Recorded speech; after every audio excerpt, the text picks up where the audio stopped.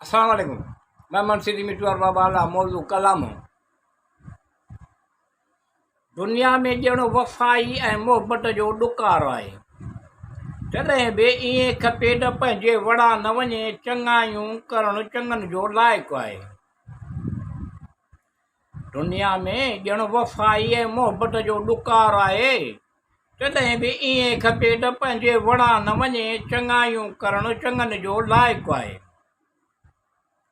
ऐं बुछायूं बुछड़नि जो, जेकॾहिं बुछड़ो थियो त बुछायूं बुछड़नि जो जेकॾहिं बुछड़ो थियो त पोइ ॿिन्ही जे विच में तफ़ावत कहिड़ो आहे।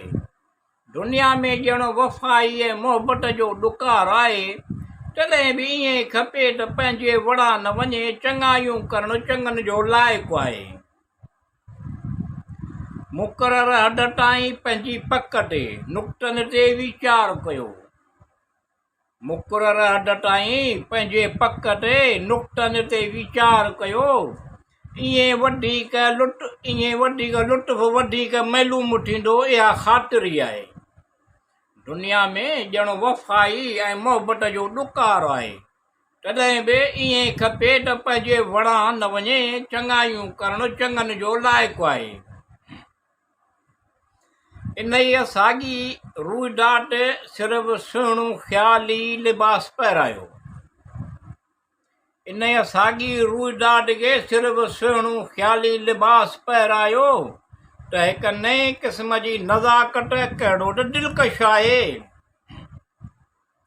दुनिया में ॼणो वफ़ाई ऐं मोहबत जो ॾुकारु आहे।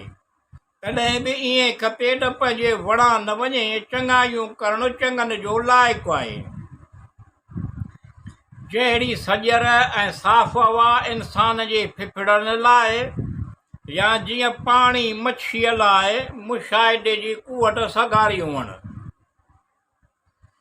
जहिड़ी सॼर ऐं साफ़ हवा इंसान जे फिफड़नि लाइ, या जीअं पाणी मच्छीअ लाइ मुशाहिदे जी कुवत सगारी हुअण।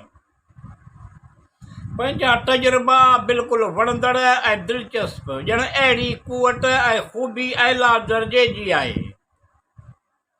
दुनिया में ॼण वफ़ाई ऐं मोहबत जो ॾुकारु आहे। तॾहिं बि ईअं खपे त पंहिंजे वड़ा न वञे, चङायूं करणु चङनि जो लाइक़ु आहे। या अल्लाह रब्बिल आलमीन अर्रहमान अर्रहीम, तूं सभु ॼाणींदो, तोखे सभु मालूम आहे। शैतानी शरगाह विसवसनगाह, तूं पंहिंजी पनाह ॾे।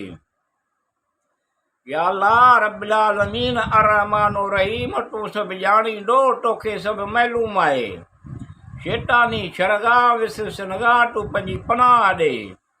सिहत तंदुरुस्ती अता कर, आसूदो सुखियो सताबो। मुश्किल आसान कर, खुशहाल कर। ख़ुशहाली अल्लाह तवाब महिरबान आहे। दुनिया में ॼण वफ़ाई ऐं मोहबत जो ॾुकारु आहे। तॾहिं बि ईअं खपे त पंहिंजे वड़ा न वञे, चङायूं करणु चङनि जो लाइक़ु आहे।